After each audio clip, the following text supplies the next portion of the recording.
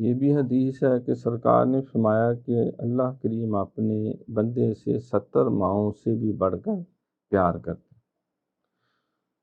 تو معلوم یہ ہوا کہ ایسا ہو نہیں سکتا کہ کوئی اللہ کی طرف رجوع کرے اور اللہ تعالیٰ اس کو نامراد اور بے آسرا چھوڑ دے۔ اللہ تعالیٰ نے خود اس بات کو متعدد مقامات میں بیان کیا، قرآن کی آیات بھی ہیں کہ ادعونی استجب لکم، تم مجھے پکارو میں تمہاری دعا سنوں۔